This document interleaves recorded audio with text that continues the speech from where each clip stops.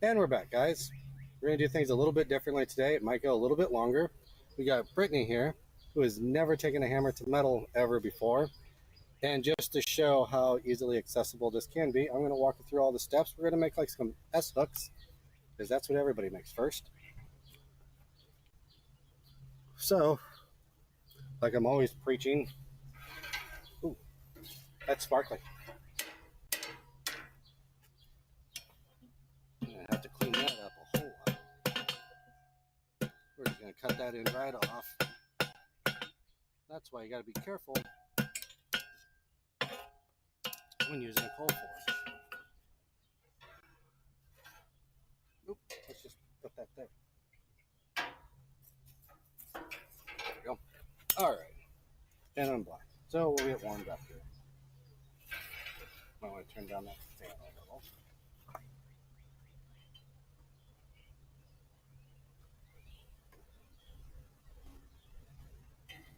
So as you may notice, got a new forge. I prefer working with coal. Gas is perfectly fine. I enjoy it just as much, but I like working with coal much better. All right, so back to this. It's currently circular, we'll pretend, so we hammer it square. So we do that by turning 90 degrees. And for the first heat, Brittney, we're just going to square up our metal. See how I did that? Yep. Just turning 90 degrees. Just turn 90 degrees and hit. 90 degrees and hit. So go ahead.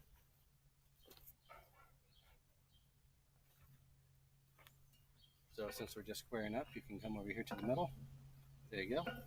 And like an inch or so, let's square it off. So give it a couple smacks of the 90 degrees.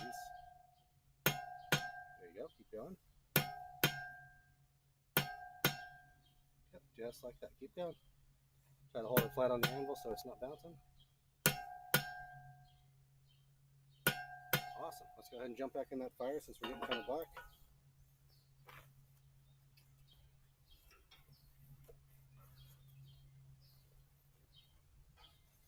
Since I'm getting hot, we're going to do the same thing again just to show you. Square it. You can ignore that nasty rag on there from where I cut it off. And I used a hot cut, I wouldn't have had that problem, but since I just used the side of the anvil, that happens. So see how we're nice and square?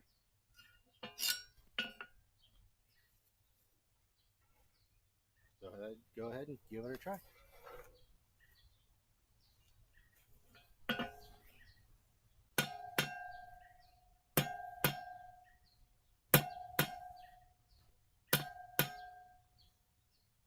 Now we get a couple smacks. Couple smacks. There you go, couple smacks. You got it. All right, let's jump back in the fire.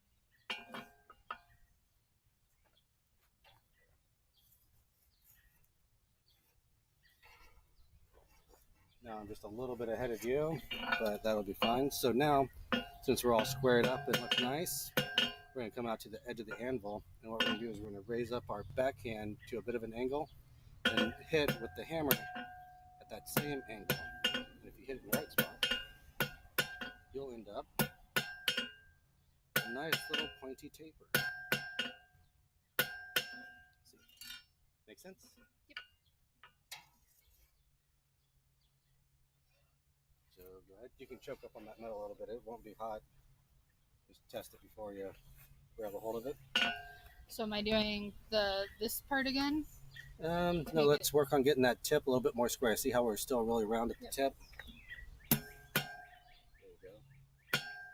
Hit a little harder than that. There you go. All right, let's jump back in the fire.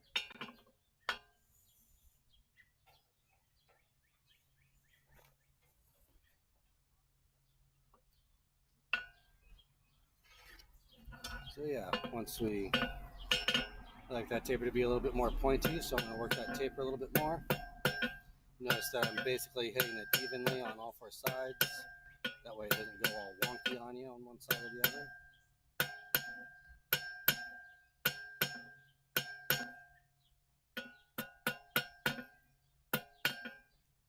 So we hold it at the edge of the anvil, because if we are in the middle trying to work that taper, I'm just hitting the anvil. It's not doing any work. So we come out here so the hammer can hang off the edge. So my taper is looking pretty good, so I'm going to stay out of the fire and we'll get your piece caught up. Hope you're not even hot yet, sir. Let's get you in the center since I'm not hogging up the middle now. Here, we'll let that warm up a little bit. So yeah, like I said, Brittney has never done any of this stuff. This is all first hammer swings, so we can show how easy this actually is. It just comes down to, there you go, that's a really good heat. So let's go ahead and jump back in there. Let's work on squaring that up just a little bit. Work on that front end there. If you'll focus on that, if you'll come back a little bit to about there. Yep. And then just hit it right there. Pop, pop. There you go. Now 90. And then same spot. Yep, 90, same spot. Yeah, you can get in there. Hold it. There you go. Now give it a couple smacks on the edge. All right, let's jump back to the fire. I think on our next heat, we'll be ready to start working that taper a little bit. There you go. So again, when we go ahead. All right. So when we're working that taper here in a second, that's when you're going to come out to the very edge of the anvil, and you're going to hang the hammer off the side and hit it like that, keeping your back arm up so you have it at a bit of an angle. Pop, pop, pop, pop, pop, pop, just like that. Okay. Should be real quick and easy. How's our piece looking over there? Nope, we're not quite there yet. It's not pushing so deep. You hold on to that. That's how they end up on the floor. Exactly how they end up on the floor. So we're going to move some more coal over here. One, if you have a lot of coal on top, it'll capture that heat so things get warmer faster. Plus you get a little bit of weight to hold your piece down. All right, let go over. There we go. Fun story. A couple years ago, made this rake. I'm not the most proud of this rake. I just kind of knocked it out while hanging out in a beginner's class. It's if you can see that in there, it's actually forge welded. That flat piece is forge welded onto the round stock, and the actual handle is also folded back over on itself and forge welded together. So when I made this, I didn't have a coal forge. Like, why am I making this? So that's why I didn't pay too much attention to making it look nice. But now that I have a coal forge, I feel like I gotta make a better one. So let's go ahead and pull your piece out there. Ooh, yeah, that's good heat. We're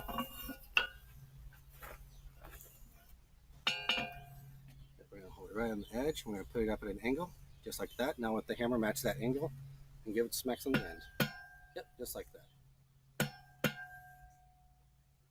Just a little. Keep it on the edge. There you go. Now smack just the tip. Just the tip. Go the other direction. Just the tip. Now, something we talk about, you can see that you're starting to get a little bit of a wiggle there. We just talk about keeping it contained. So if we come out here and you just give it a little tap right there, and one more time, and one more time. Let's smack it right there. There you go.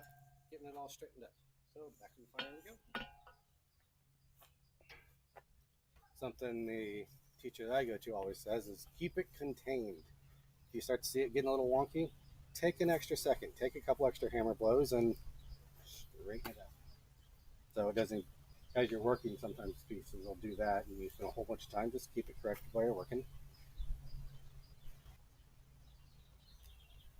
Any questions? Not yet. Are you having fun at least? Yeah. Yeah? Have I said make sense enough times? Not yet. There you go. Should turn that into a drinking game. Every time I say make sense, Levi has to do a shot.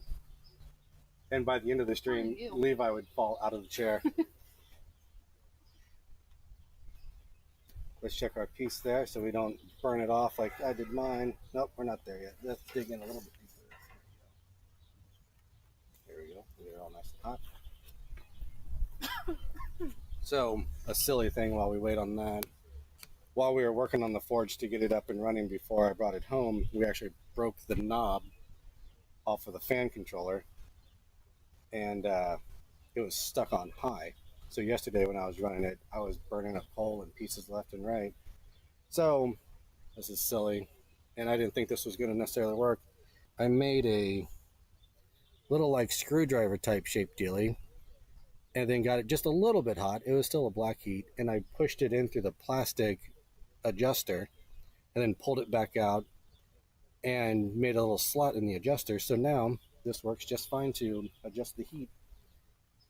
I didn't think it was going to work that well, but it actually worked. So fixing prop.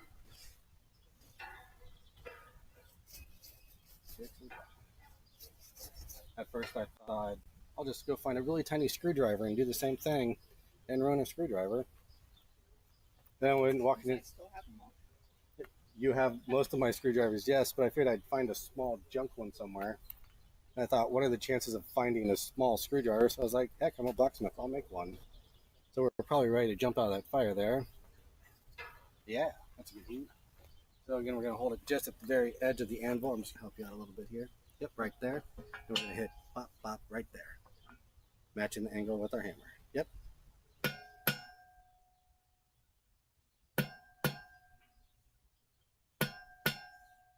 Yep, doing great. Just like that. Let's do a couple more rounds here. I know it's black, but we can still move it a little bit. All right, back in the fire we go.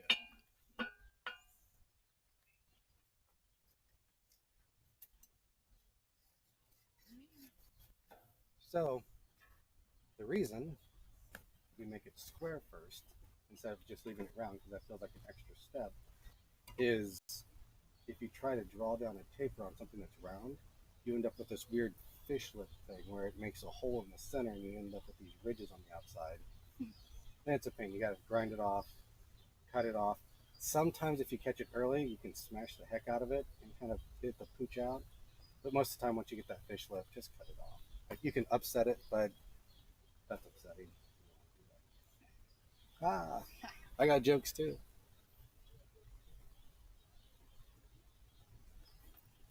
While we wait on that, Levi, any comments, any questions? Not yet.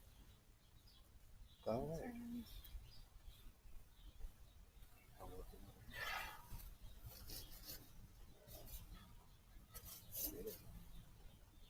So on this one, you can go ahead and pull that back out, but I'm going to let you do it all this time. I'm not going to hold the piece behind you. I'm going to let you run solo. You know what we're doing.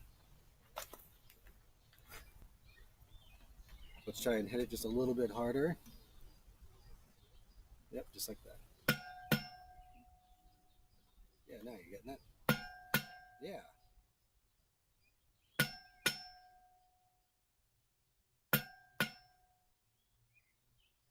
It feels a little wonky. Or it looks a little wonky. Yeah. Well, we know how to fix that. I say it all the time. You're the blacksmith. You put that bend in there. That means you can take that bend out. All right, let's jump back in the fire. And when he said it was going to be a little bit longer today, it was going to be a lot longer because this is going to take me about like an hour to get the taper down. Hey, it's going to be all right. You'll probably have that taper in the next heat.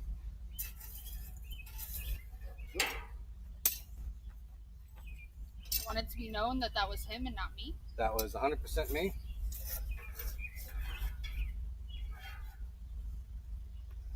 $100%.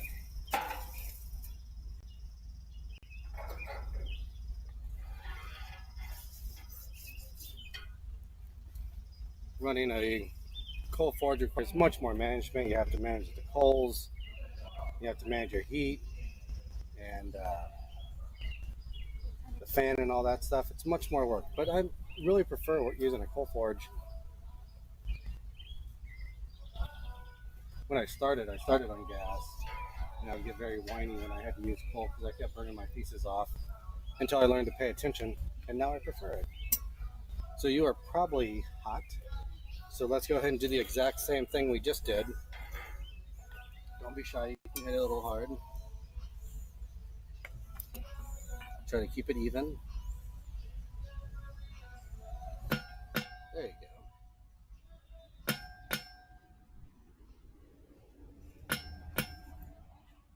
issue is I keep moving it when I hit it. Yeah, it just comes with practice. That's a very common problem. Yeah. You know, I think we'll do one more heat after this just to clean that up just a little bit. But if you want to lay it flat, you can hammer out that edge a little bit softly so you can correct that wiggle that you have right there. Let's hit it about there so we can get that wiggle out of there. All right.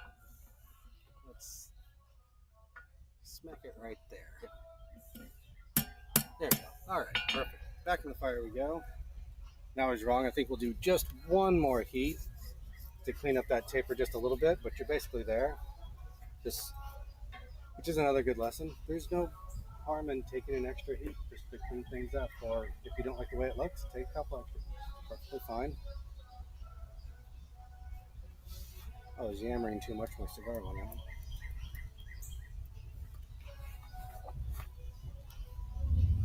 Hope my video doesn't get muted because the neighbor is driving by with his loud motorcycle music.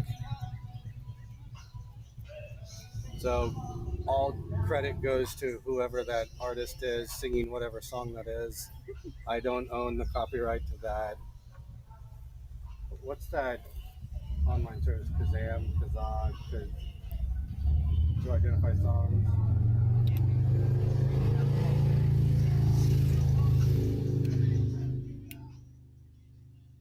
So hopefully that doesn't get my video muted because of copyright infringement. YouTube gods, please don't ban me for that. That wasn't my fault. Are we hot? Yeah, it's good enough to do some work. So the exact same step with working out that taper. Yeah. Yeah, that's right.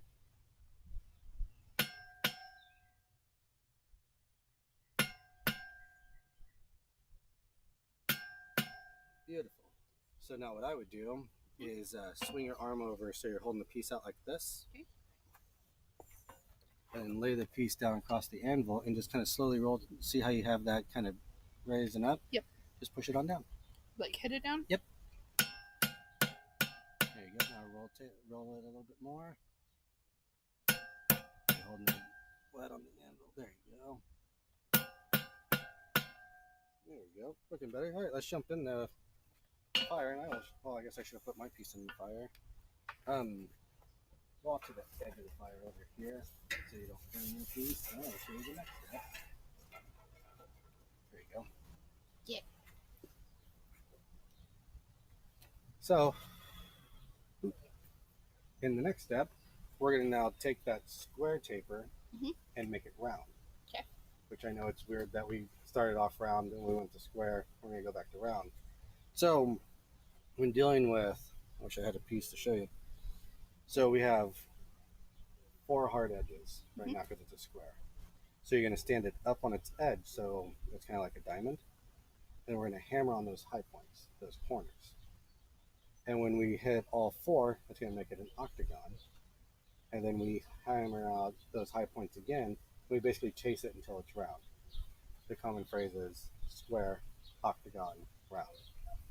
But really it's going to go square, octagon, hexagon, or whatever. Shape. Yeah, it's going to add more lines, and then you just chase it until you're out of lines. Which I know you've never been out of line before, right? So, Yeah, that's my mom. why doesn't she watch these? So, if you'll come over and watch, see I'm holding it up so the ridges are on the top. I'm just going to hammer those ridges down. You'll notice I'm not hitting real hard. Just kind of chasing those lines down. I made my taper really big so I have more lines to focus on. So as you chase down those lines, you can see that it gets more and more round. And at one point, you can just start rotating.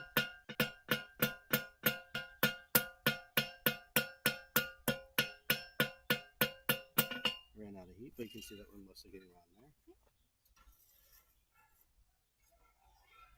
Alright, let's go ahead and get yours back in the fire. That didn't take as long as I thought it was going to take. I thought I was going to talk for a long time as I usually do, and I didn't. Yay me. Good job.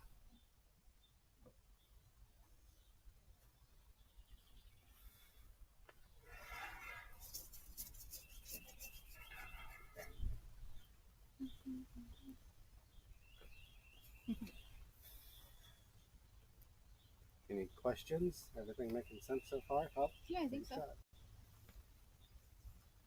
long as I'm not paying for the alcohol, we'll get there. Go get the bottle. We should have done that. I don't know if that will get me age restricted on YouTube though. They don't need. We'll have to give you a bottle of apple juice. Put it in a Gatorade bottle. Yeah, there you go. Oh, And Levi's. also, like, he's far enough away, I doubt they'd be able to tell. This is true. Except for the fact that we're talking about it. Oh, Levi's over there doing shots of apple juice again. Yeah. Yep. Yeah. Okay. So yeah, let's go ahead and stand it up like it's a diamond. Let's boop. Hold it up like So do I want it more towards the middle of the anvil or towards the edge? keep it over towards the edge because you still want to maintain that taper there. So start on the back of the piece and then work your way towards the front. And then just start chasing all those high points. You can hit a little bit harder than that. There you go. Yeah. All right, let's go ahead and get her hot.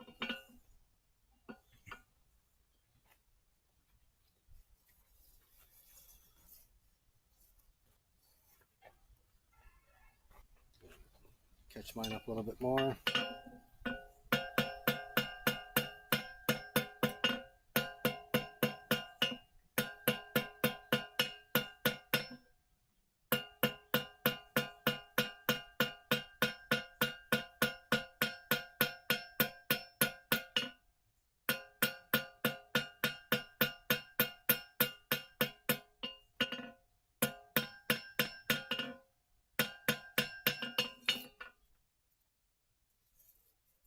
Now, something also to keep in mind, your piece is much smaller now, so there's a higher chance of it burning right off. So we're going to have to be more vigilant of our pieces.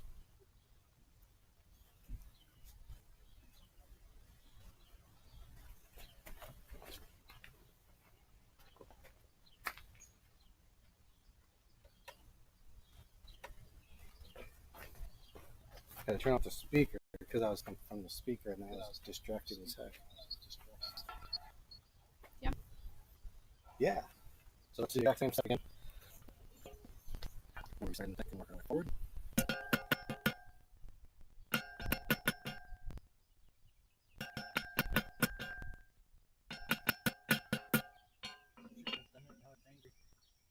What's angry? I don't know. Oh no. Sorry. Should be. Can I have my piece?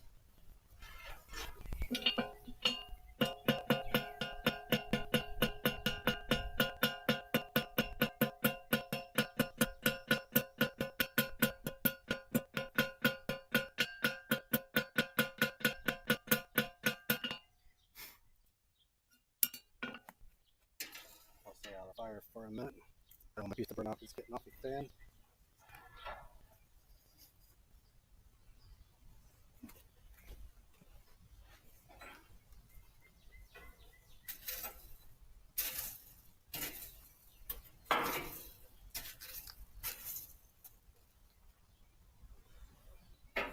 And just a little bit of fire management. Don't want to end up with a big old crater. I won't name any names, but there's a gentleman at the forge that I hang out on Thursday nights. And yeah, it's time to hammer, so my story will wait. So we're going to do the exact same step.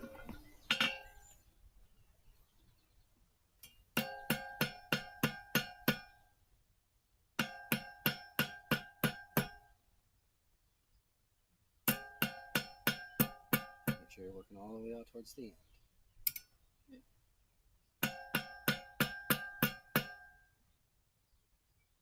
So you'll see that this is mostly round already, but you still have some square over here. So I would start here and work all the way to the tip.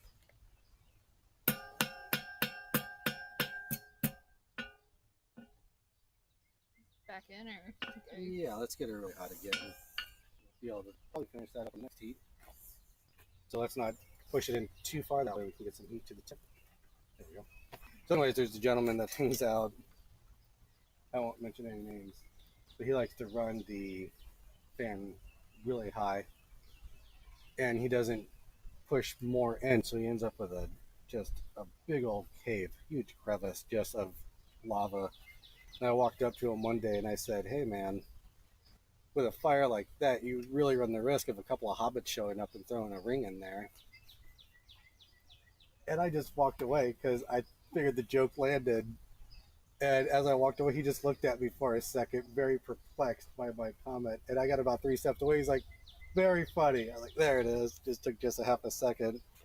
I have to remember that I'm used to hanging out with a bunch of nerds, and when you're in a blacksmith shop, those are like real men. So, yeah, that's the get a little bit hotter than that.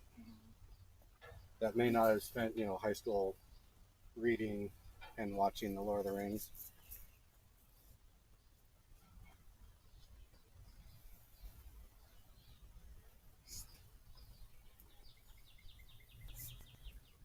So yeah, if you're in Indiana, check out Kurt's shop called Custom Blacksmithing. It's up in Atlanta, Indiana. He has been blacksmithing for 52 years. And while we're on the subject, when Kurt was 10 years old, someone gave him a hammer when he first started blacksmithing. And then 50 years later, I show up at his beginner's class. And on my second class there, he said, "Jesse, how's that hammer working for you?" I said, "The hammer's doing its job. I don't know if I am." I said, "I don't know if I am, though, but the hammer's certainly doing its job." And he said, "Well, why don't you just keep that hammer?" And so this was my first blacksmithing hammer, which was the hammer he got when he was 10 years old, which is some pretty big shoes to fill, running the hammer that built his shop. So yeah, let's get back to the same step. So we're only going to work probably from about there forward. Let's get all those lines out of there. And we're just hitting 5 points, not 5 points. There you go.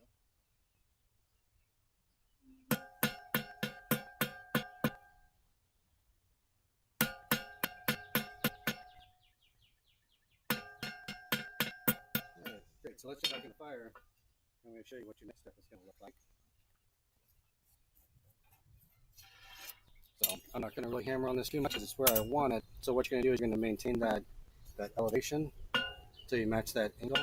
And what you're going to do is you're just going to continually roll and chase any lines that you see. And just continually roll it until it all starts to look like that. Exactly. Does that make sense? Yeah. Oh yeah, we're not worried about time today. This is going to go as long as it has to go. Right. You said it was going to be an hour. It might be an hour. That's fine.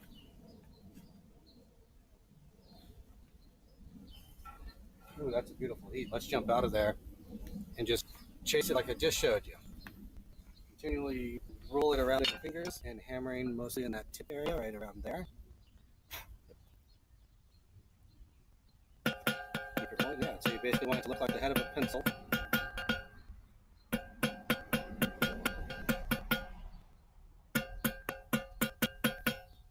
Keep it going. Doing great. You're doing everything exactly right. So let's compare pieces just for a second. I'm a little bit more pointy, but does yours? Oh shit! Is yours as round as mine is? Pretty close. We say we do one more heat doing that step. Okay. And clean that up just a little bit. Did I hit you? Sorry. You realized before I realized. Funny that you're doing blacksmithing thing and the first burn you get is from a cigar, not from the actual metal. Heck, I burned myself with metal earlier. You really just got me with the ash. Oh, well then go. It was like a tiny bit of heat, but nothing. Okay. Trust me, you'll know if I get burnt. There will be a lot of. I'll probably end up with a black eye. That you probably won't like. Right?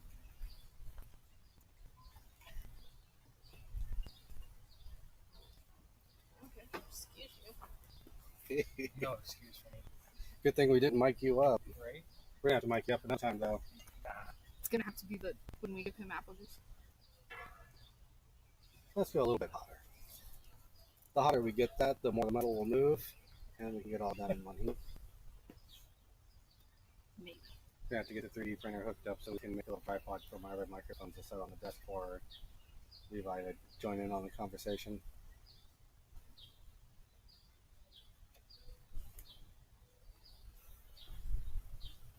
Especially if we get people in there watching and start throwing in comments and stuff.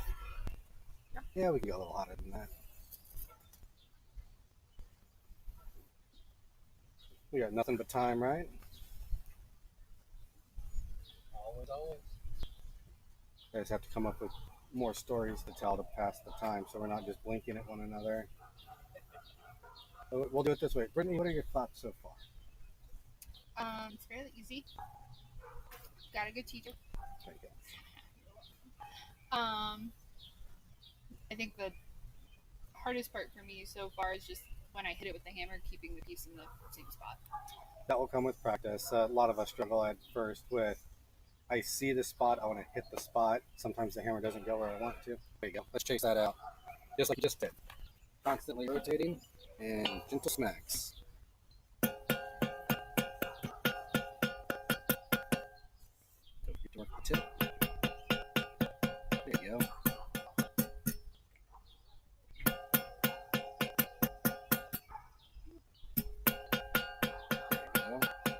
All right, looking pretty good. So I'll get my piece hot. Now I'll show you the next step, which is super fun. I keep looking over there because my dog keeps banging at the window. The dog wants to come out and play. But one, she's restless and made out of anxiety. And she's a Great Dane Irish Wolfhound mix. So she's real apt to get overheated really quick. And then when she gets overheated, she starts throwing up like crazy. So I just prefer not to put her through that. It's too hot for her to be sitting out here for very long. All right. So now we're going to show off the next step, which is super fun and easy. So we're going to pick a length that really doesn't matter, but we're going to hang just the tip off the edge. And we're not going to hammer on the anvil. We're going to hammer off the anvil. If you look over here, we're kind of at a 90 degree. I'm not that super big. And then we stand it upright, and then kind of like painting brush strokes back towards myself. And when I get that lip to hang over a little bit, then I can start going the other direction and folding it back on itself like that. If you want to get fancy and get that tip really in there, you can hang the tip off the edge. Give it a couple of taps, and that closes it right up. So let's go ahead and do that. Now you did something that you're not supposed to do is when pieces fall, just let them fall. Don't try to catch it because there's a good chance you're going to catch the hot end.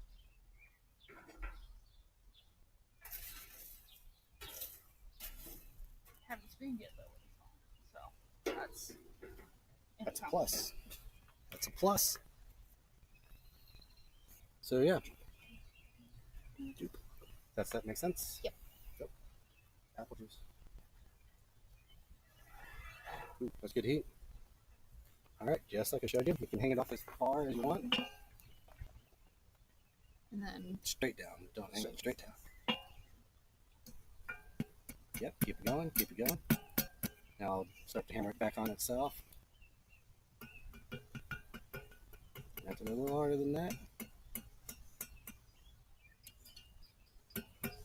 You know what, let's straighten that out. So bring it back and stand it up. Yep, just hammer straight down. Yep, just like that. I think we're going to bite off a little bit more next time so we can get a little bit more dramatic curl. Am I in the fire or am I out? I'm out. Don't want to burn off my little curly cue.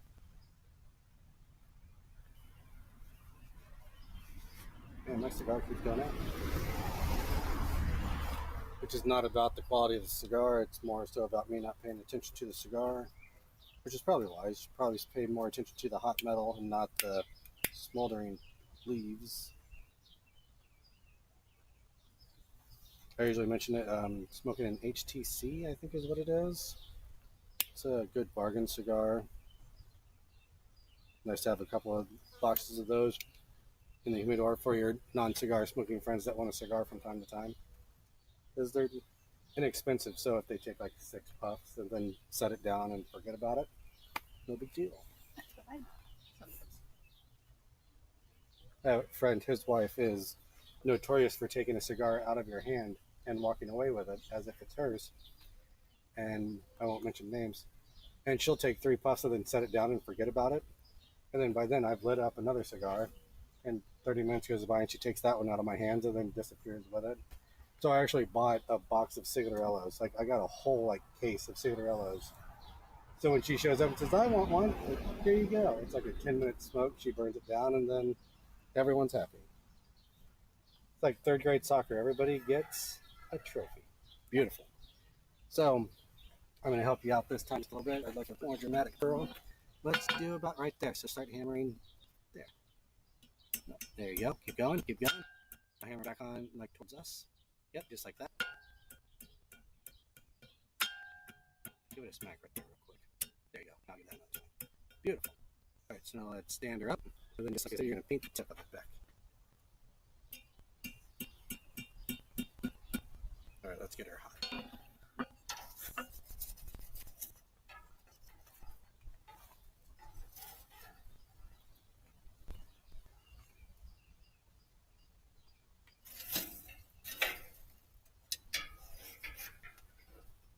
We'll just hang on to it. It doesn't want to stay in there on its own. No, I'm way off camera.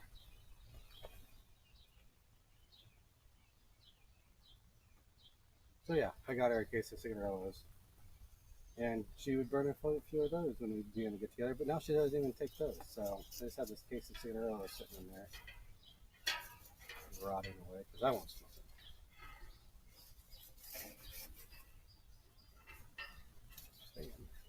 I'm going to destroy my own fire in the process. There we go. So I know I said don't dig down into the fire, which is what I just did. But when I did that, I dug it so the tip is up in the air and not down into the fire pot where it will burn off.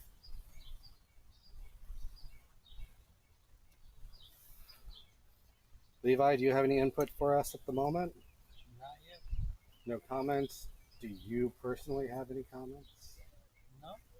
How would you do 2 penny scrolls with a hook in the middle of one and a hole in the other? Okay, let me make sure I understood what you just said. You want a normal penny scroll that's got the nail hole, if you will, and then you want that to trail off to another penny scroll that ends with a hook. Yes, but I want the hook coming out the middle, so you got scroll with hole, swirly, swirly, swirl, come down, reverse the swirl, center, hook. You know how I would do that? I would do that very similarly. That's a really good question. I would do that similar to doing a candle holder. So what you would normally do with a candle holder is, I'm going to bring it over here. So you would build yourself out a hook like this, right? Mm-hmm. And then you would hold that hook off the side and hammer like that, And make the scroll. and then wrap it up on itself. And then by the time you have a penny scroll, but you have that much sticking out of it, is how I would go about doing that. However, that's how I would go about doing it. A fault in doing it that way, and ask me how I know why this is a problem. Sometimes while you're working that penny scroll, the nub that you have, if you will, does a lot of this, and so you're constantly correcting that nub. And so by the time you get your penny scroll done, your nub will like break off or flex off or be all mangled, and then you have to do a bunch of work to straighten it out. So you would have to be very cognizant of what you're doing. But with the hook that you're describing, it sounds like you'd want a really big hook, so less of a chance of it breaking off, because usually with a candle holder, it's just the tapered tip part. Let's do some stuff. So now we're going to just do that painting step I described earlier. You're just going to focus on hitting that tip there. Yeah, just like that. By hitting from back here just a little bit, so you can roll that over itself a little bit more.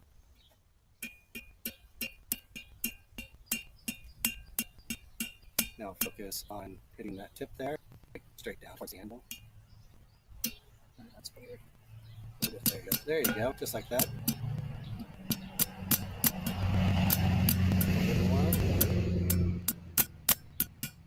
It doesn't look like It's wanting to move, so let's jump back in the fire there. Do you want me to have it with a hookup? Yes, please. That way we don't burn our pieces off. So, Levi, does that answer your question? Yeah, but then how do you make the second scroll? So you have the hook and the scroll. That part makes sense. But then you're wanting to do another scroll. So would you just cut it off at an end and try and roll it up? Or how would you make sure that the two scrolls are the same size? Okay, so we'll walk through the process holistically, right? You have just a long stick. You would make one penny scroll the usual way. And then, depending on how big you want your scroll and your hook to be, you would measure out, let's say, 10 inches. And then cut it off. And then the cutoff piece would go in the fire. You would taper that down, knock out your hook, however big you want it. And then when that hook is hanging this way, you would roll it on its side and start your penny scroll that way, towards the camera here. So you'd start rolling it this way. So the hook would remain long. You roll up the penny scroll however big you want. If you want to match the first one, you just count the ridges. Start at the tip, and then count how many layers you have until it gets out to bar stop again. So you would do that same roll, and you would end up with a penny scroll, a bit of a distance, however much you end up with, a penny scroll, and now the center of the penny scroll would be a stick that you would then make into. Ooh, let's see some more. That's a good one. Picked a good spot. So yeah, we're gonna Down. hammer like that. And that's such a drastic. Let's hammer like that. All right. So now what we're gonna do is we're gonna come on. Let's smack it right there real quick. Beautiful. So now, very gently, you want to hammer directly right there. All right. See how that curled that back a little bit? Let's make that just a little bit more. There you go. Give it another couple taps. What do you think? Pretty. Awesome. All right, we're gonna move on to the next step. Am I going back in fire? Let's stay out of the fire for just a second so I can get it. All right, what are we doing? We're doing S hooks. So, in the next step, we're actually going to move. We're going to use the quenching bucket there a little bit. And then we're going to move over to the horn of the anvil and lay it over to be part of the hook. And yeah, so fun thing about angles, it's a tool. Every angle has its purpose, so we'll use the horn here to lay it backwards, thus creating a hook. And before we do that, we will quench just that little curly cue. Because if it's black, it won't move much. If we leave it hot while we're hammering in the hook, we're going to destroy our curly cue. So we'll quench the curl and then lay it over the edge of the anvil, and it'll be great. You know, Levi, I think you just volunteered yourself. Next week's stream, double penny scroll coat hook, or hat hook, or headphone hook. Hook. It's the angle lightsaber. Ooh. So with the lightsaber that you're referring to, nerd, is it's got like some grays and some like golds in it, if I recall correctly. Then we'll pull a nifty little trick out of the old toolbox. Once we make the scroll, we'll get it a good solid black heat, and then we'll pull out a brass brush and we'll brush the heck out of it, and it'll transfer that brass to the piece. It'll make it have a brass patina, look real sharp. I think that'll look pretty awesome. And get that just a little bit hot. Yeah, so tune in next week for the double penny scroll lightsaber hook. And what we'll do is, I thought there was a big bird over there, but it's just a rabbit. So what we'll do is we'll do it in a similar fashion where I show you the first couple steps, then you do the first couple steps, and I'll show you the next. And so we'll end up with two. And let's say the first comment on that video, they get the one I make. So tune in next week, maybe get a free penny scroll. All right, let's make a hook. That is not hotter than I thought it was.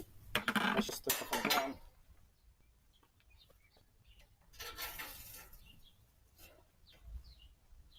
Well, that didn't work. Go underneath the heat guard. Yeah. I have ideas sometimes. Smart girl. I want this hook. Every time he says, does that make sense? You get to do the shot. Every time he knocks something out of the forge.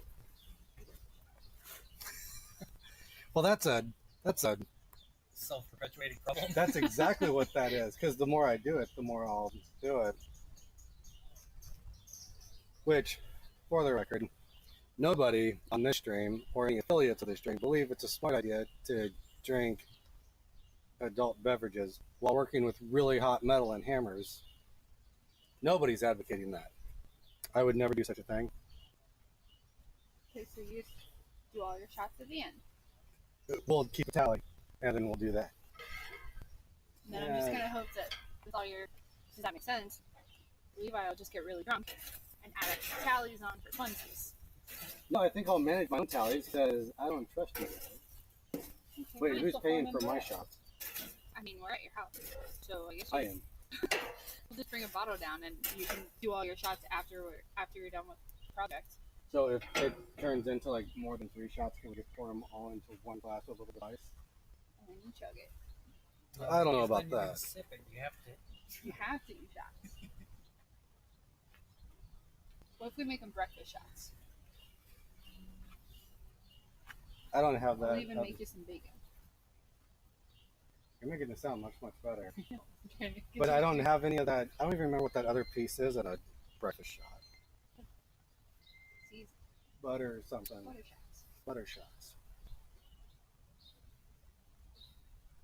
We were at a restaurant one time and a friend of mine poured the Jameson and the orange juice into one glass and drank that. Ew.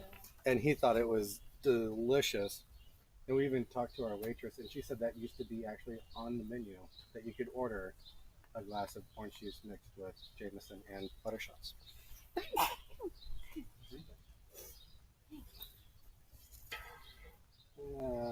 No, I want that to be hot for what I'm about to do. So I want it to be really hot, so when I put the hook in over the horn, it'll move much easier and it won't go all wonky on me. Which is also a good way to like fling the piece across the yard if you're using tongs. Which for the second half of this, we will be using tongs. Hey, just not getting much hotter now, is it?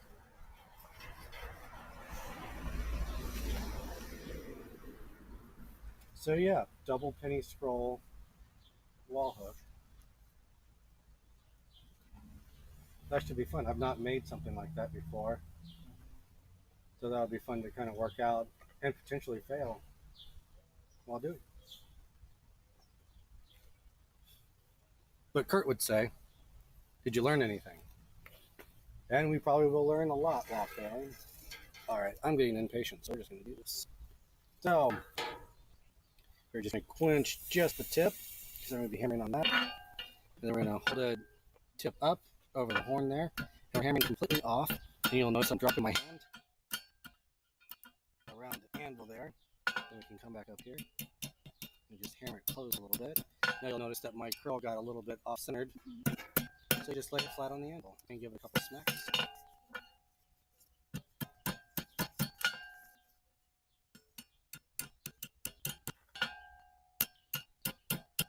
There we go. So that's how we curl it over the first time. See how I did that? And the question is, did that make sense? That's right.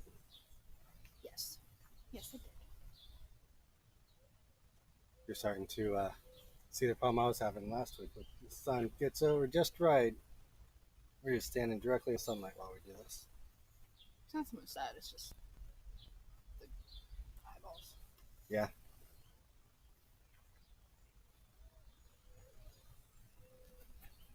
Make it a little bit harder for the camera to pick up your face.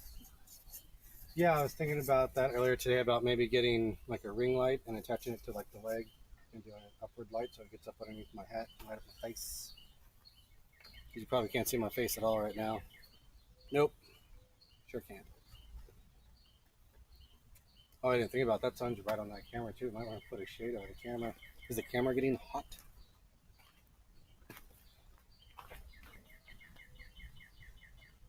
Yeah, that's all right. It's more the contrast of the parts of you that are bright versus not. Yeah, like from where my beard starts, it just turns all into one big.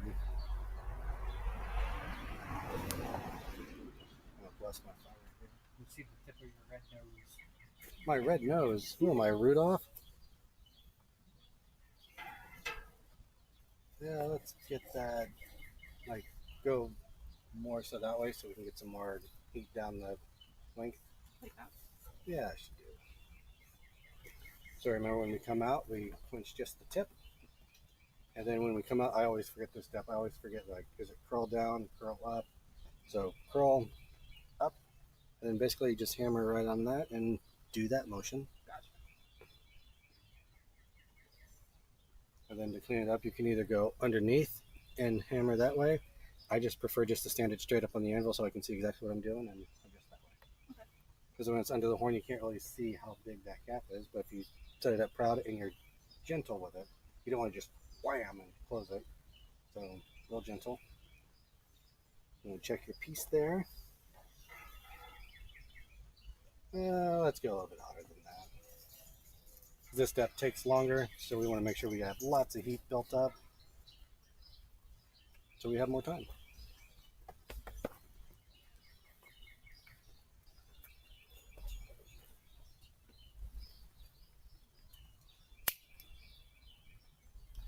I don't know if I've ever cut one on stream before. Cut a cigar on stream before. I prefer to use a V cut instead of a straight cut. Makes for a cleaner cut, I feel.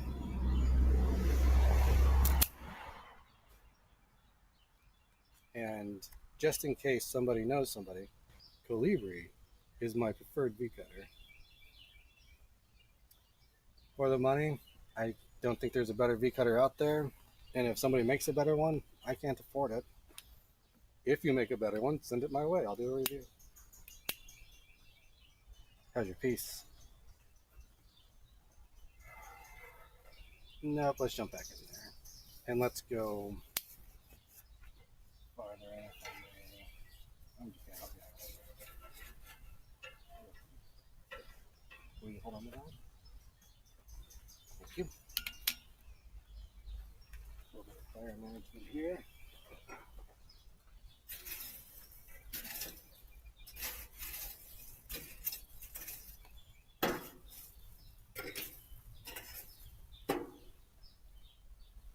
Add some more coal.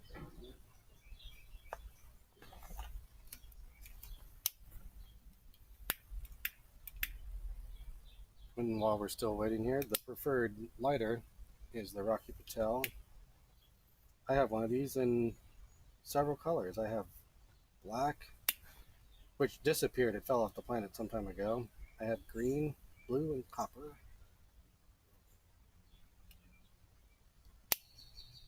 The Colibri cutters, I have green upstairs, blue in my truck, red from my boat, and black at my mom's house down in Florida.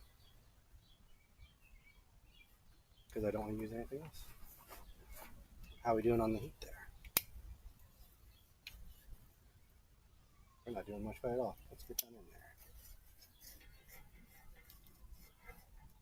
There we go. We could get that hotter a lot faster if I turned up the fan, but since I'm doing so much talking, I don't want to be yammering on and burn our pieces off while we're working.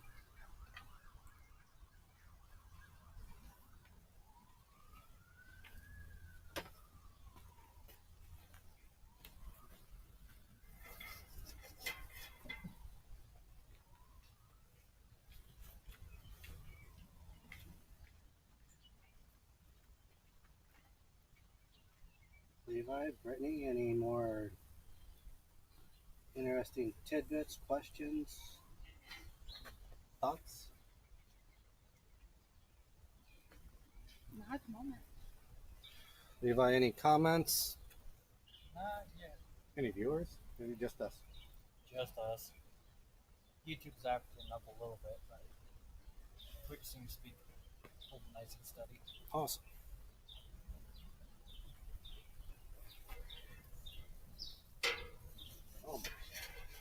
Oh.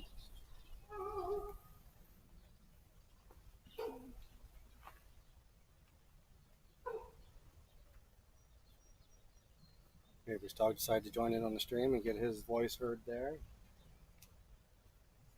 You know, it's interesting. I mentioned the rabbit earlier. Once upon a time, living in this neighborhood, our squirrels were the size of house cats. They were ginormous and everywhere, just all over the place. And then a couple of raptors moved into town, like a couple of different types of birds of prey. And within a year, all our squirrels were normal sized again. Yeah. Nope. I know. Oh, you know what our problem is? No. You probably are not getting any airflow. There's the old leak right there. And if I had a stick, we could probably break that free a little bit. Excuse me a moment while I find a metal stick. Oh, I have one over there. Might step into one side there. So occasionally we get stuff down in there that breaks up the airflow.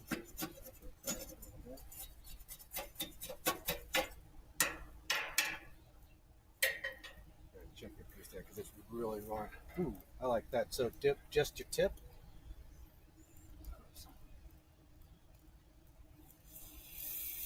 Awesome.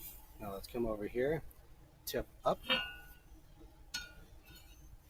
and hanging off the side of the anvil. We want to go to this piece over here more towards the horn. And start hammering right there. Yep, keep it going. Now we're going to do this. Keep going. Keep going. Two things onto here. Yep, go. Okay, keep it around. All right, so now let's bring it up and stand it up on the anvil. Horn high. There you go. We're going to hammer it just like right there a bit. Sorry, straight down like that. Here. That'll work. There you go. Up that a little bit. So you'll notice that you're getting a little bit of a wiggle there with that. So if you lay it down flat, just like that, you can hammer right there and straighten it up. Can you do that here or should I move it? You can do it right there. That's fine. There you go. Cool. So is that closed down enough? Is it too open? What do you think? To close it more. All right, so let's just hammer right there.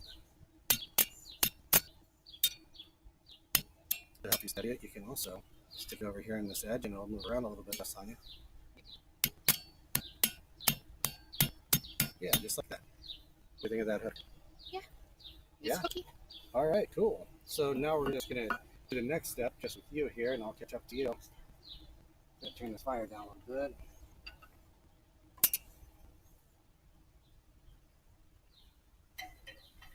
So now what we're going to do is, how big do you want it to be? I do not have a preference.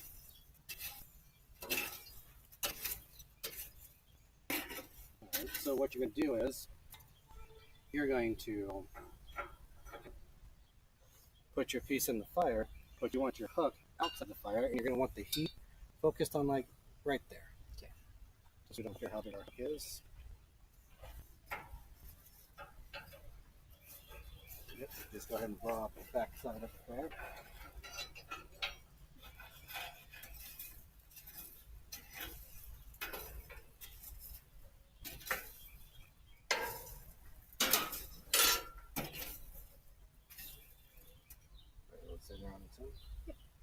Yeah.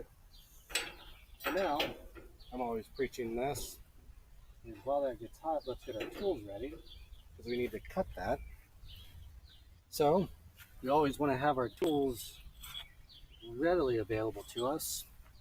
I see it happen all the time with new students, is they'll come out with their hot piece of metal and they'll pick up their hammer and say, oh no, I need such and such tool, and then they're scrounging around for stuff, looking for it here, over there, then the piece gets cold and then they have to go back in the fire. So while you're in the fire, pull out your tools. So again, I keep saying this on the stream because I haven't found my hot cut. It's not necessarily the right way to do this, but it'll get the job done. So what we're going to do is when we cut, I'll hold the metal for you. You can use the chisel and the hammer.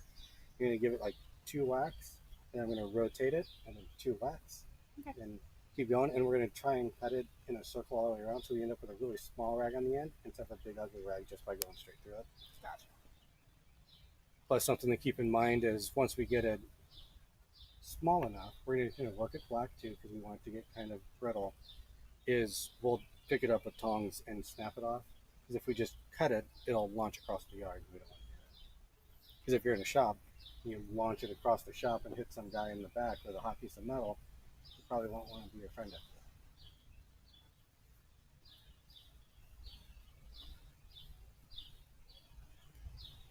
Which is another fun thing when we get to forge welding, which we will do now that I can do that with the coal forge.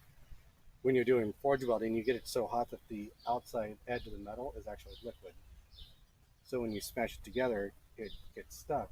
And when you do that, it throws hot lava every direction. And you'll end up with holes in your shirts and holes in your friend's shirts. And one time a buddy of mine did a great forge weld and burned the heck out of my arm. It was great.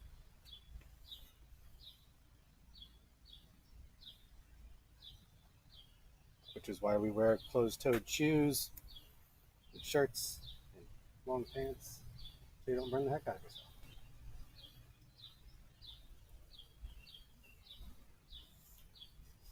So yeah, about the squirrels, they're not all normal size because we had those birds of prey move in. But now we've got these rabbits. I've always had lots of rabbits in my yard. But now the rabbits are getting pretty big. So I'm surprised that the birds haven't shown back up to pick off the rabbits.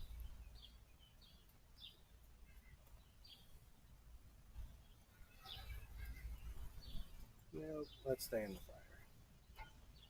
Be more in there. Can you wiggle it down a little bit more? I mean, now I feel like going out and then going back in to get it deeper would be. It's sitting like right on top. It feels like it looks like. Yeah, sure.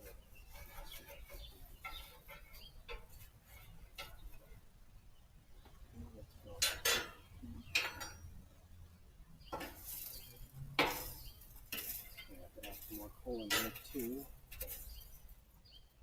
Let's say no one too.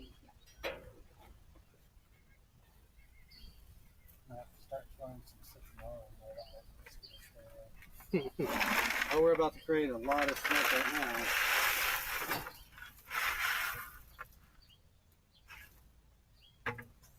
That's all my coal.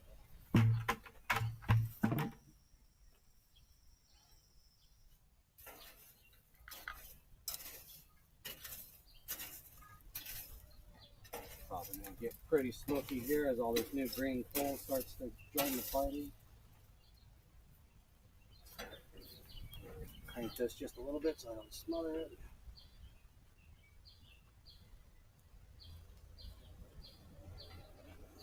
Now we'll just have to be really careful that I don't just burn your piece in half, which will be convenient that we cut it, but then it'll be all ugly. You don't want to do that.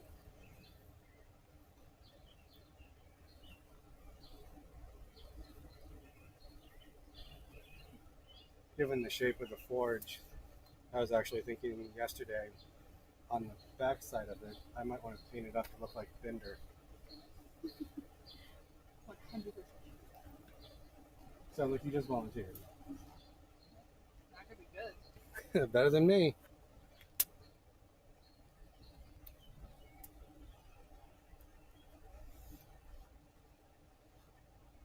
Check your load. Go.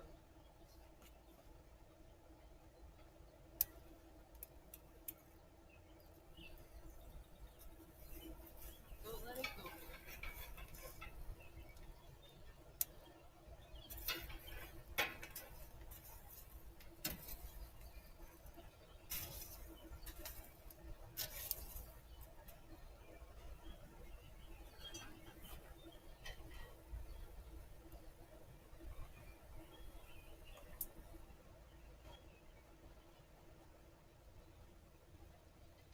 Down just a little bit now that we got the fire going.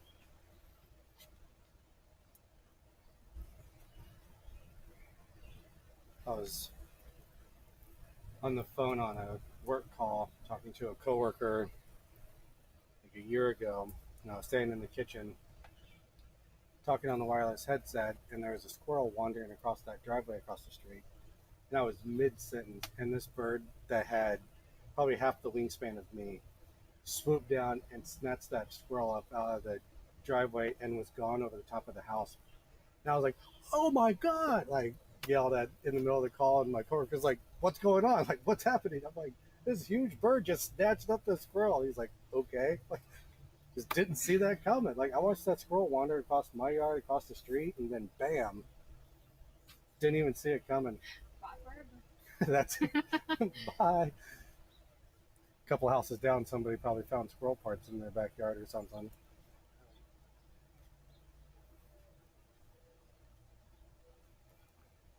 Ooh, that looks right. All right, so hand that to me. Beautiful. All right, so now what you're gonna do is hold that about there. Okay. Hold it down here. There you go. Now give it a couple smacks. Perfect. Mm-hmm. All right. Line up your cuts. All right, line up your cuts. Let's try that one again. It bounce off a little bit. There you go. We're gonna have to get this hot again. That's all right. All right, let's get her hot. Go at her again. I destroy my own fire in the process.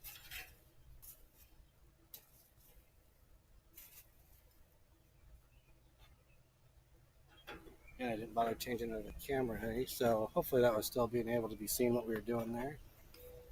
Now it hurts. Good thing we have to do it again.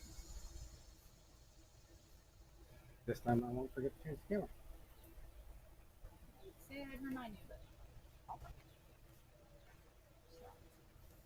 So why we need the director over there to say, "Hey guys, somebody's slacking over there."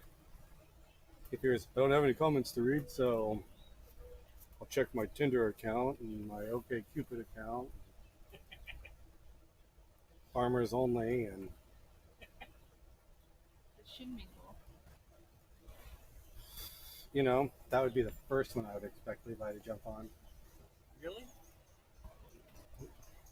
Levi grew up in a very devout Christian household. His father is a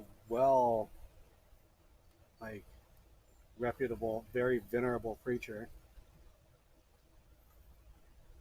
So yeah, I would 100% expect you to meet your missus on Christian Mingle.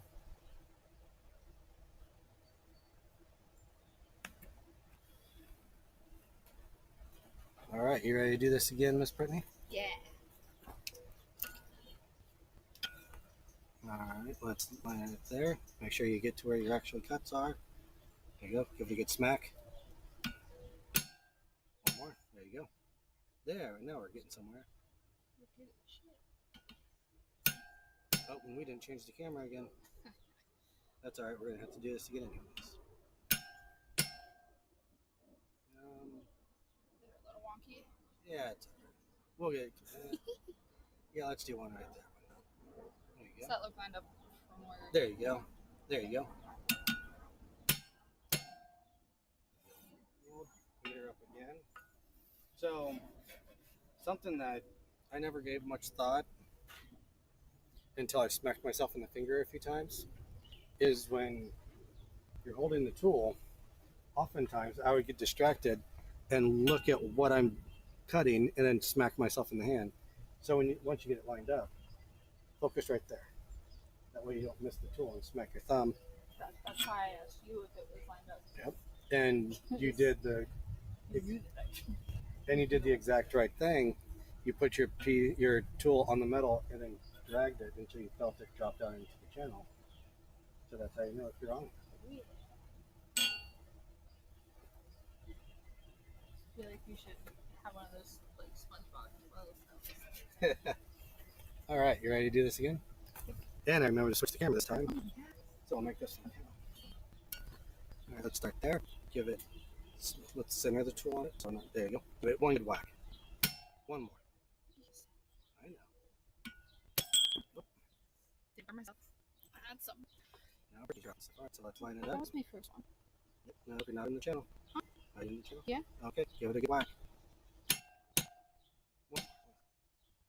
All right, let's give it a good whack there. There you go. Really send it. Don't be shy. Yep, go for it. All right, stop. Now let's marry those two together there. There you go. Now let's hit that. All right. So now what I'd like to do is grab those really long tongs there. And then, yep, go ahead and grab it back here by the hook. And then we're just going to wishbone it. Nope, we're not. Hold on a second. There we go. And this is how Out of things go. question. Try your craftsman aces. I didn't think I hit that hard. I thought I had a couple whacks there. So, we got a little bit of a rag on the end there, but that is perfectly fine because we're going to taper that down and that rag will go away. So we're going to want to grab it a hold like that when we come out of the fire. Okay. Grab it that way so it's good and solid. And then we're going to just repeat the exact same steps that we did there. Okay. Make sense? Yes. So we'll make it into a square and all the other shapes round. Exactly. Taper it, hanging off the horn. You do. We will make it square, taper it down, and then make it round.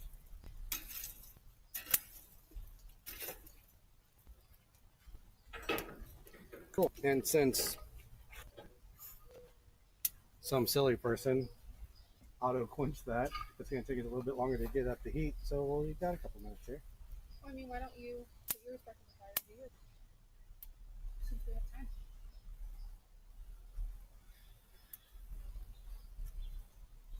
I can do that. That's an idea. Here, since you already knew all the steps, I was going to stay out of the fire and just let you have the spotlight. But I can finish mine off too. Well, I mean, there's no reason for us to just all be standing / sitting here.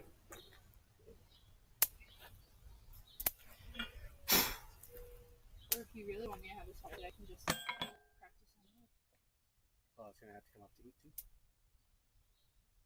But if you want to cut it, you're welcome to cut it when it gets hot. I can try it again. Yeah. Probably did. Oh, look at you. You are. I'm going to put that back in there so you can pull it out. You are ready to start squaring off. So make sure you get a good grip in there. And remember, we're going to just square off so you can do the square with the center of the anvil. There you go. We'll give it a couple of hits. Don't worry about that wire, it's fine.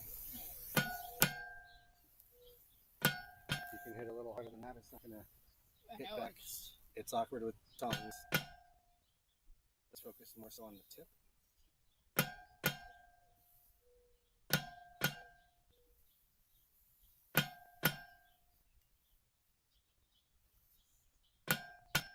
Yeah, that was right. Back in.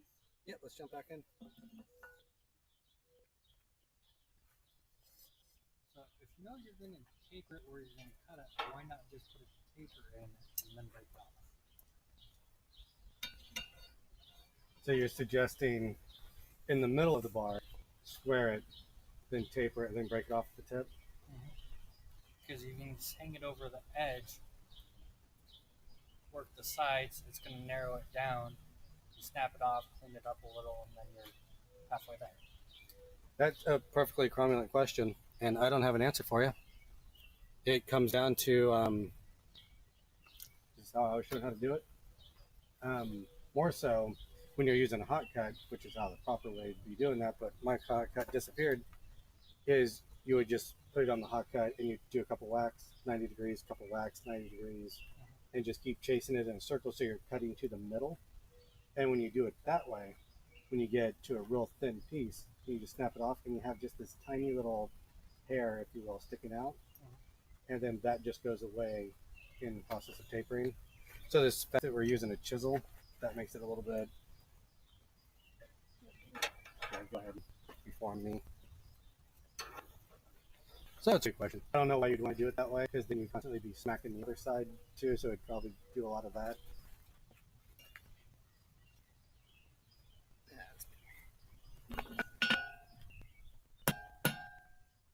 Oh, you didn't have a hold of that. So you didn't have a hold of that. I thought was happening. Let's go ahead and jump back in the fire.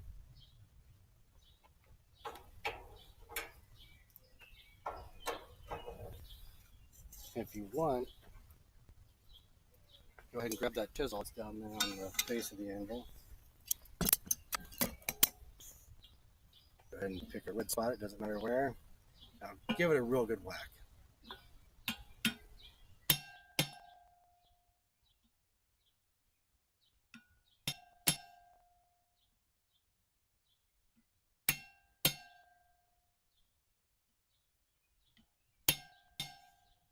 feel like I did a better job keeping them lined up with yours. Sure did. Ish. That's where good practice comes in. Now rake these coals a little bit. Your piece is probably ready for you to do some more squaring work. If you want, I will grab hold of that for you. If you hand me the old tongs.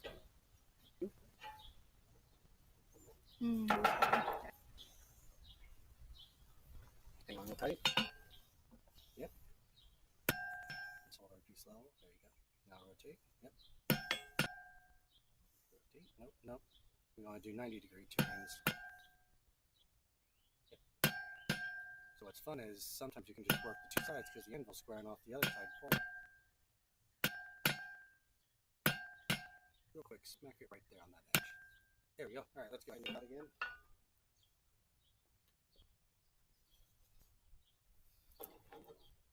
Go ahead and grab that chisel. Oh, just yep. When you get a lot of irons in the fire, you can see we're busy. Use it quick. So go ahead. There you go. Give it a good whack. Don't be shy. There you go.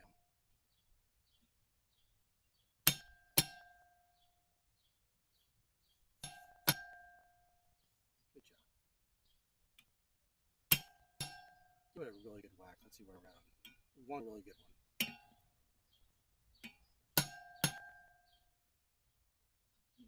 Let's bridge those up real quick. All right, back in the fire. The piece of property, you want me to grab that for you? You got it?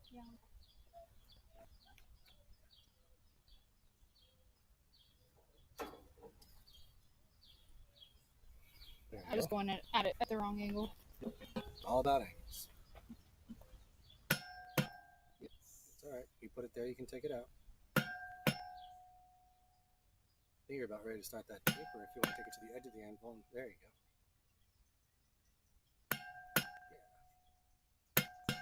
Now for the taper, you will want to go all the way around. Nope, you're going to hit the high side. There you go. If you try to work the taper down just by working two sides, it'll take a really weird bend like it's doing there. But if we smack it like that, there you go.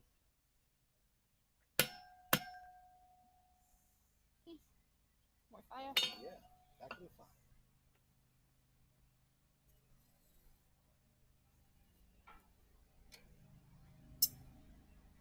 You want to grab the chisel?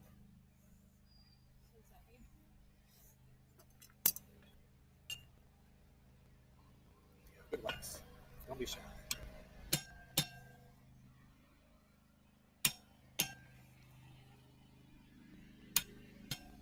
Let's see one more there.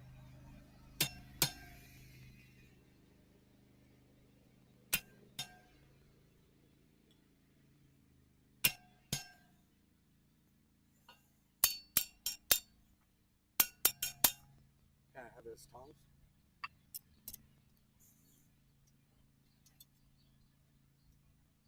There we go. Oh, way easier. Oh, that looks better. That's much better. And you'll notice that since we cut more towards center, there's not much of a rag, and it's already kind of pre-tapered for us. So let's set that aside.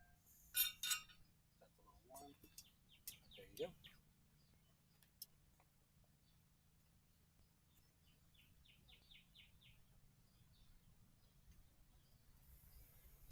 So when we come out, we're going to work that taper just like we were just doing.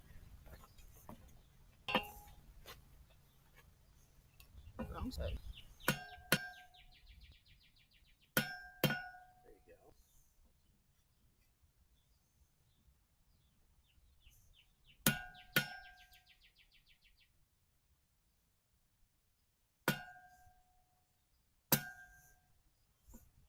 All right, let's get it hot. I need to put my piece back in the fire. That's okay.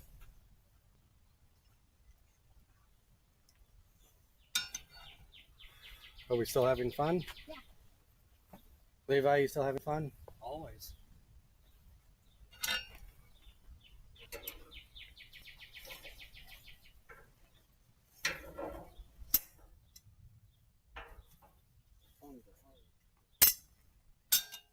I'll jump in the fire and I'll swing a hammer a little bit.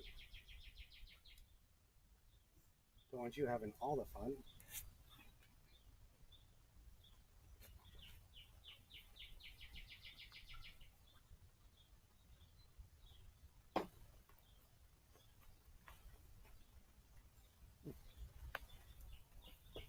I thought we were just now getting up to about the hour mark. Actually, to an hour and a half. Welcome. You're probably do some work.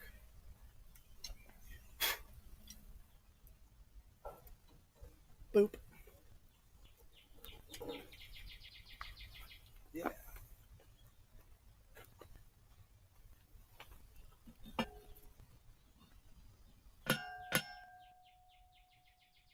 Nope. You're gonna hit the high point. There you go. Always want to bang the flats. And making tapers.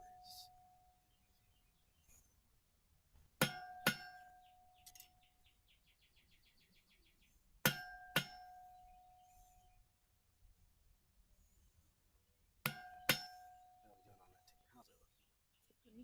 Tapery. Let's do one more heat on the taper and then we'll start rounding it off.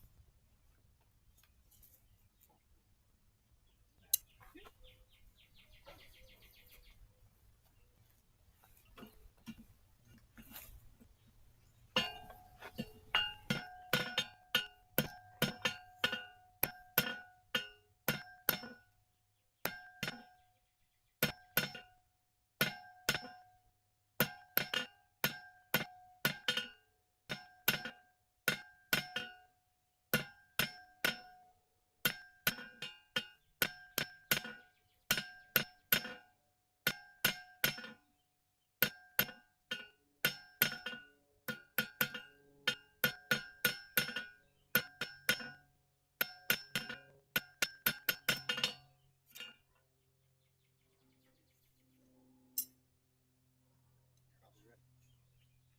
I think after we get a double mini swirl hook, we should do S hooks non-dominant. S hooks what? Non-dominant hand. All right. Everyone but me, because my dominant hand is basically my non-dominant hand. Oh, you're not hot enough. Go ahead and jump back in there.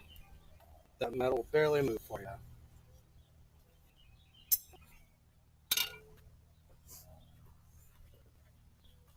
Non-dominant hand, he says. I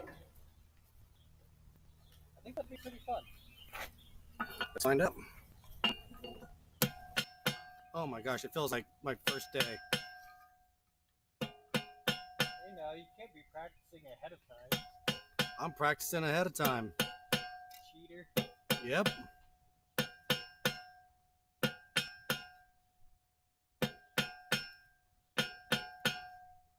him like come out on like a Saturday or Sunday, getting the forge up and practicing.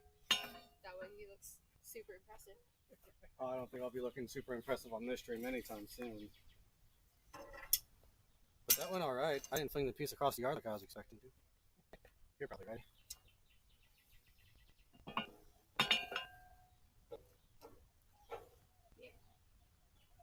She's getting impatient. So this is the rolly part, yeah?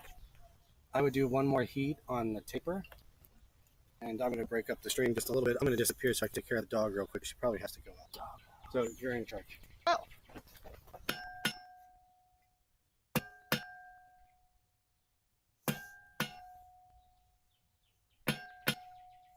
And this is where it all goes even more downhill. You got Welcome to the shit show, people.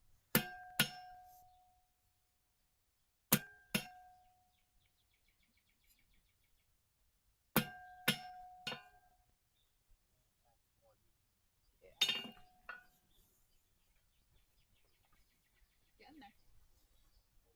Please don't let my piece burn up. I was gonna trade you. If you want. No, it's okay. You just pull my piece out, put it in the phone. I'll be back in just a second.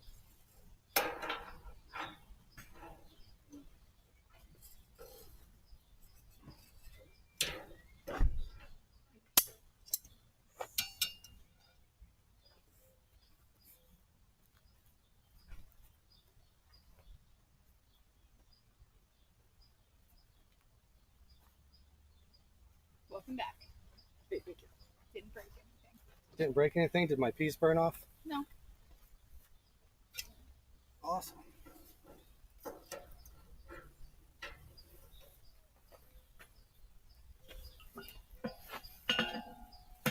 Oop.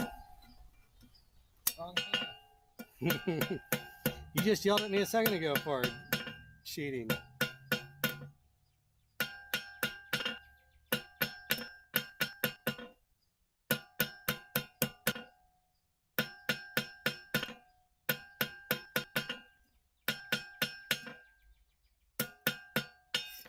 You should text your mom real quick and tell her to call you. I don't have my phone in my purse.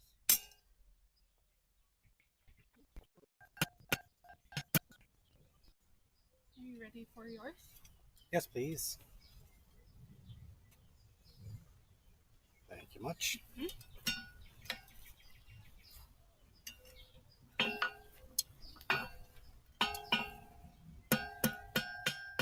This feels so awkward. Why? Because I'm going non-dominant hand. Oh, I didn't realize you switched. Hey, it's a much better shot on the camera. I bet it is. But I'm not going to be a left-handed blacksmith on every stream. That's the ambidextrous. I would give my right arm to be ambidextrous. So, I mean, if you did that,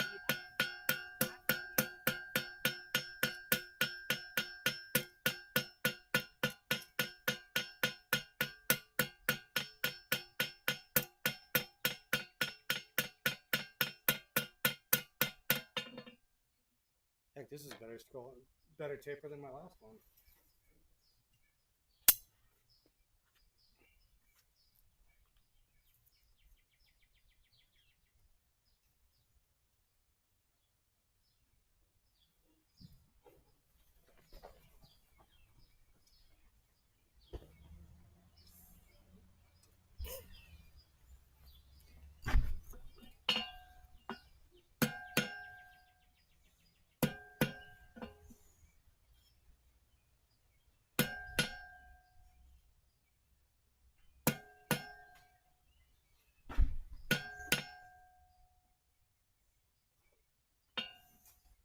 I think that's looking pretty good. Let's see. Let's do just one more heat. You got a little bit of a rag there at the end. Let's just do one more heat on that tip. Okay. And focus mostly on the tip. May I have my piece?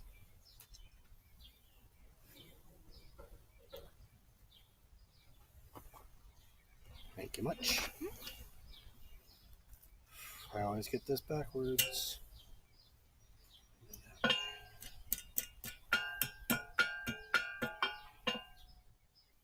So again, we just fall it off the edge and then brush strokes back.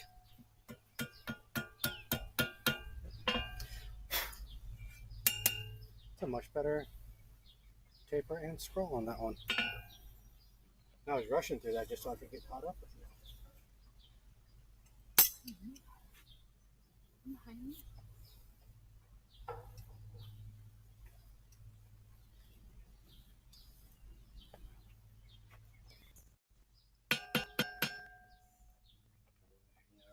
There you go.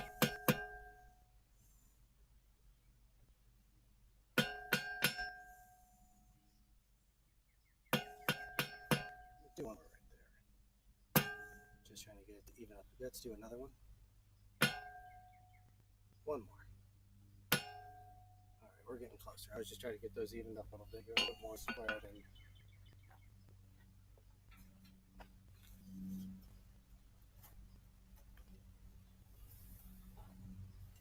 mine probably has a little ways to go. And so yeah, I just texted your mom and gave her the news. She told her you're taking a lesson. So after this one, I'd be good to start like rolling it. Rounding it? Yes. You're a little bit like a round. It's more like a rectangle than a square. So I just want to get that point a little bit more refined. Because once you do that, when you round it off, it'll be a real nice point, and then it'll look nicer when you curl it. Yes. Make a big old stabby stick. Which is what I kind of need to do so I can have a fire poker.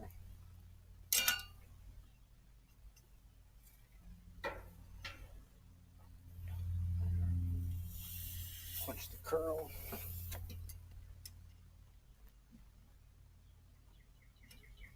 Come on, let's not waste all our heat on grabbing things with tongs.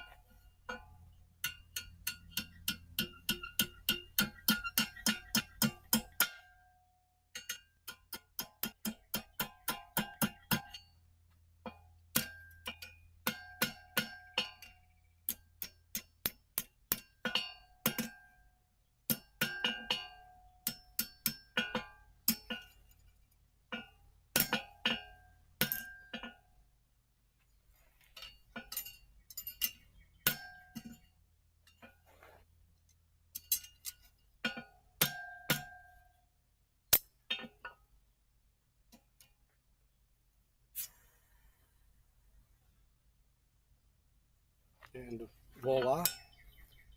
Oh, I didn't even change over the camera. Dang. Did all that work. And so, voila.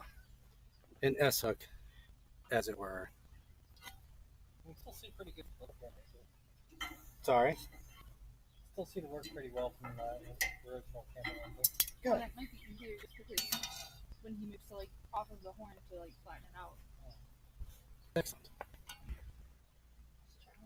So an S hook.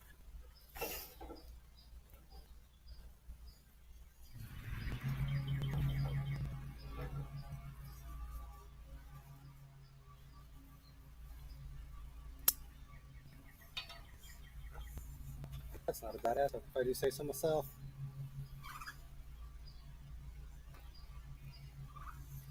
Let's see. Just coming for the rabbits. Bird yelling at us for all that smoke and whatnot. All still quiet on the stream. Yay.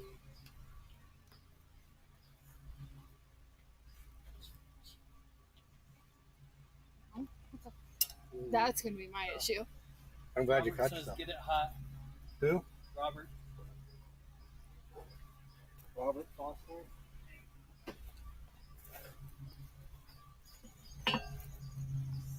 Thanks for the commentary there, Robert. You are right. Get it hot. My piece has been quenched and curled. Quenched and I don't know where I was going with that sentence. Finished. So what are you looking at here? Let's give it a couple of whacks right there. Just a couple. You realize when you use Just hit the ash. All right, let's get her hot, and then we will round her up. So yeah, glad you're here, Robert. Appreciate the support. Brittney here is doing an S hook for the very first time. She's doing a fantastic job, and I believe she's having fun. doing a job. Are you having fun though? Yeah. That's half the battle.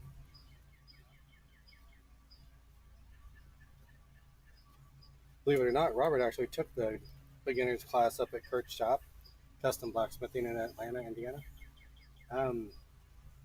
He took the beginner's class a couple of years ago. Had a really good time. He watched me sit on hot metal and burn a hole in my pants one time. We all got a really good laugh out of that one. And then the shop smelled like burned down for a little bit. Maybe one day I'll get Robert up here and put a hammer in his hand. A good one to have for the non-dominant hand challenge. You may be for it. Oh, there you go. Yeah, let's round that off. Just by hitting those high points. You have Paul come down and do it, but then he'd show us all up. I bet you he could do it with just his fist. We want to start in the back and work our way forward. If you work from the tip backwards, it'll actually like start to warp on you. You don't want that. Robert is actually starting his own little side hustle business. He's going to be doing laser etching and custom sign work and stuff. I would give him a plug, but I'm not sure if he's ready for. I don't even know if his website's up and running yet.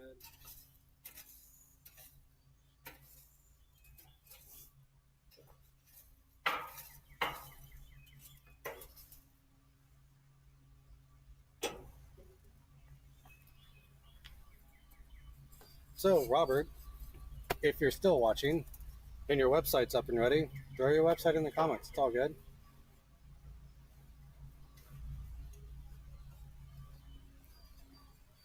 Heck, now that I think of it, I can't remember the name of it. Because I was jokingly referring to it as something else. Now it's stuck in my head.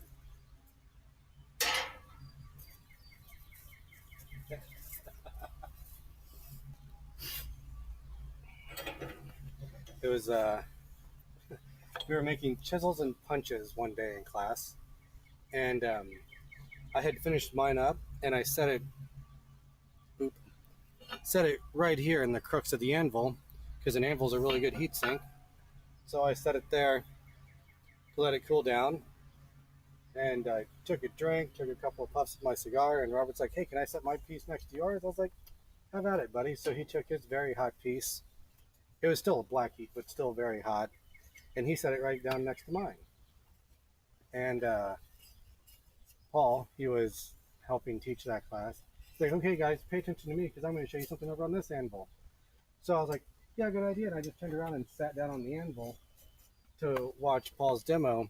And I sat right on top of that hot piece and sprang up off the anvil pretty quick. And sure enough, burned a hole in my pocket right on the seam. So it was extra cloth before it got to flesh.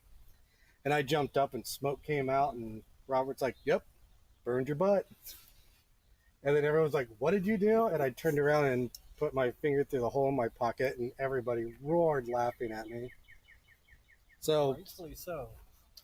I would have done the same if somebody else did it. So, things to keep in mind, folks. Everything's hot in a blacksmith shop. You're moving along much faster on this one. I would say just do the continual spin. Yep. Focus on the edge? Yep. That's what I would do. Yeah, just like that. Keep it going. We run a little low on heat, so let's repeat that step one more time. Taking to this very easily, which kind of demonstrates the point of this week's stream is how accessible this is. Might take you a little longer to get there, but you'll get there. I've been doing this for 2 years, so that's why I'm just a little bit faster. A little bit. I feel like there was a solid 20 minutes where you didn't touch a piece at all because we were waiting on me. At least 20 minutes. Hey, there's nothing wrong with that. Not at all. We work at our own pace. I was telling Robert just a couple of weeks ago in regards to him starting up his little side business. He was worried that there's a lot of players that have been doing it longer and they're way ahead of him in the thing because he's just at the beginning, planning stages. And I told him, run your own race. Don't worry about everybody else. So the same thing applies at the shop or when it comes to blacksmithing. Run your own race. Don't worry about how fast I was doing it. So let's just repeat that same step where we're continually working it. It seems like we got a couple square ridges about right there. So let's do like a full hammer length. Yeah. Yeah, that's coming out really nice.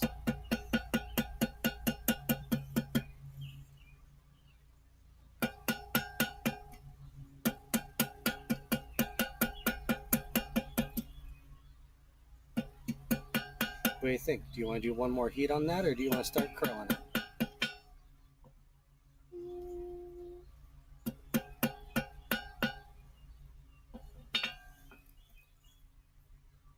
Probably good to start calling it. All right, let's go ahead and get that hot again. As Robert very astutely pointed out, let's get it hot. Which is kind of a game that we do at the shop when we do a beginner's class, because people hit it black and so from across the shop someone will yell, "Get it hot!" And then you learn to really hate that phrase. That's your real drinking game, is get it hot. This last beginner's class that I was helping teach, we had a young man who was, I can't remember, he was like between 9 and 11.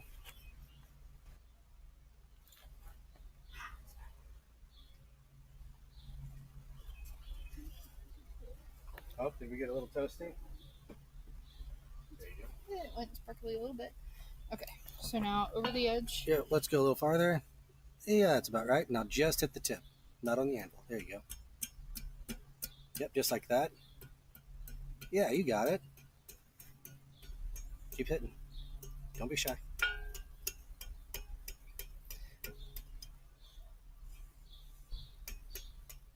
All right, let's get her hot and get it rolled over. So yeah, this kid, I can't remember, between like 9 and 11 or something, and he was notorious for coming out like a dull pink. Get it hot, and he'd grumble at me and go back in the fire and come back up. Nope, get it hot. He'd grumble at me some more, and a couple of times he came out with like enough heat. I'm like, "What are you doing? Get it hot!" And I would just do that one for my own fun. But it taught him to, hit the piece really hot. Part of the difference was we were working spring steel, which takes a lot more power to move and a lot more heat to move. And he would pull it out kind of dull and then get mad that it wasn't moving. Like, well, if you get that really hot, you won't have that problem.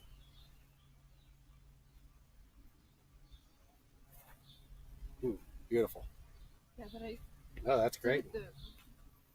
So I would go ahead and stand it up proud and then like painting brush strokes backwards. Yeah, just like that. Keep going. Now rotate with it, like your hammer.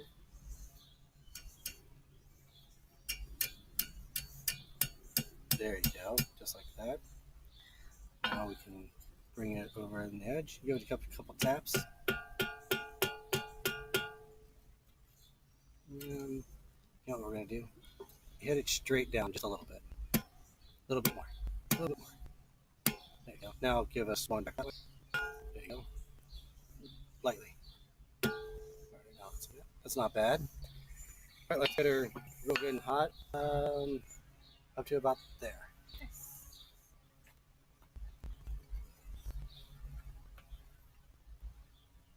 Which I will say about moving to the coal forge. Yesterday I fired it up and moved some spring steel to make some chisels.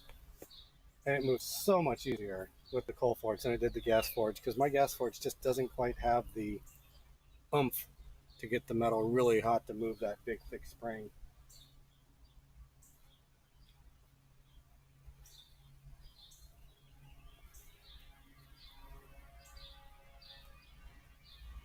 Did Robert ever plug his website on the chat? No, not yet. Must not be ready yet.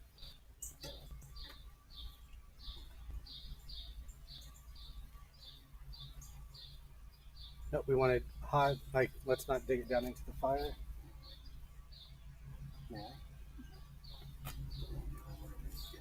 In there a little bit, because we don't necessarily want the tip hot. We want the back No, end this hot. is when you, okay. Yep. So then when you come out, you'll quench just the tip, the curly part, and then we'll lay it over the horn and roll it back. It's going to be another drinking game. Every time you say just the tip. Just the tip.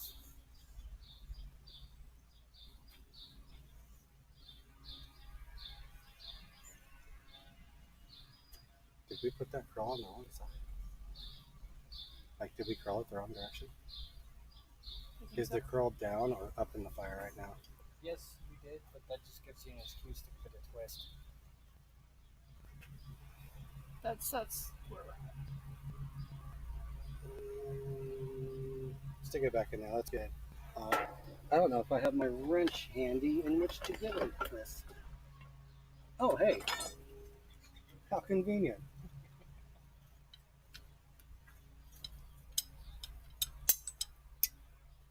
Oh, and it's seized up because I just bought this at a swap meet. And Yeah, I was gonna ask about that because I like looked at it and I was like, ooh, curly fat. Oops. all right, it moves one direction, and now I've locked it up the other way.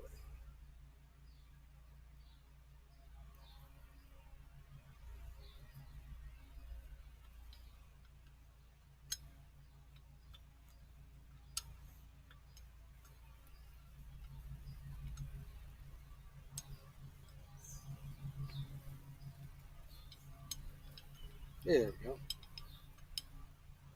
Yeah, that should work enough to get that twist back around. So we will proceed as usual, and then we'll just fix it on the back end.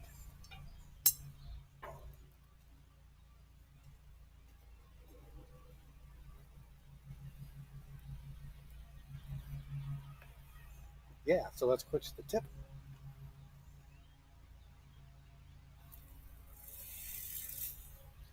Awesome. Now let's move it over here towards the tip of the horn. And that needs to be. Well, we can do it any way we need because we can always twist it later. So let's go way over here. And we're going to hammer just on the tip. Hang on real tight. Yep, just like that. Now drop this hand while you're doing it. Yep. Keep it going. Doing great. Keep it going. Let's move it over here. Now do the same thing. All right, now let's stand it up like over here in the crux. Step. Now we're going to hammer just in that angle.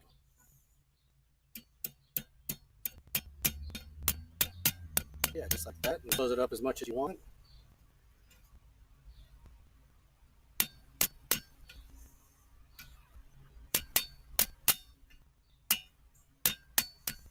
And you can always take another heat if you want to take another heat. Yeah. All right, let's get back in the fire. Now, what's nice about how small that second hook is, by the time you close it up a little bit more, there's a good chance we can put that hook diagonally in the hardy hole and then just give it a little bit of a twist and bring it back true, and we don't even need to use the wrench. Another step in the angle's a tool. Use all the angles. Remember when you were like, I was like, well, what are we gonna do? Or I said something along those lines, and I was like, I feel like it needs to be like the most complicated thing ever because that's what I'm really good at suggesting to do as a first project. I made it complicated on accident. No, you're doing great. Not making this any more complicated than it needs to be. You just do. Ooh, that's a good heat. So let's go ahead and stand it up in the shelf there. Now, don't hit your curl, just hit the hook part. There you go. Now, when that gets to where you like it, see if you can't put it in the hardy. That should work. Now, give it a twist that direction. Not too far. Now, pull it out, take a look at what you're doing. So now it's kind of wonky, so if you lay that flat on the anvil, now just the whole thing, give it one good smack. Perfect. Yeah, what do you think about that? That's pretty good. All right, quench her off real quick.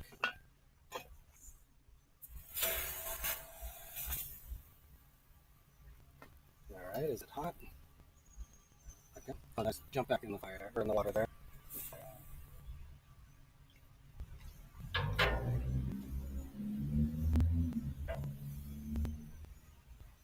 All right, set her down.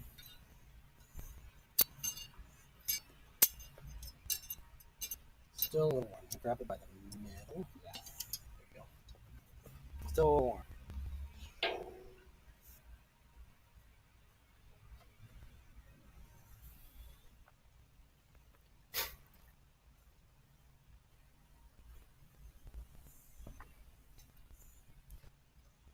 Awesome. Go ahead and present your S to this camera over here.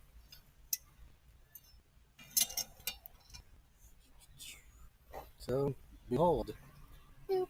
your S hook, and then my S hook. Get them on down in here together. There you go. First S hook. So, Technically, that came out way better than the first one. all right, Brittney. So, having finished your very first blacksmithing lesson, what are your thoughts? I enjoyed it. It's obviously with anything, gets easier as you do it. And yeah, I want to do it again. Awesome. And hopefully, it doesn't take 5 hours this time.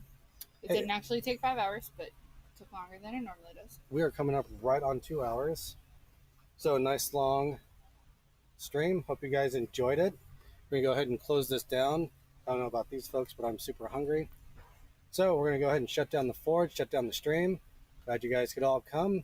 See you next week, same time, same channel. You guys have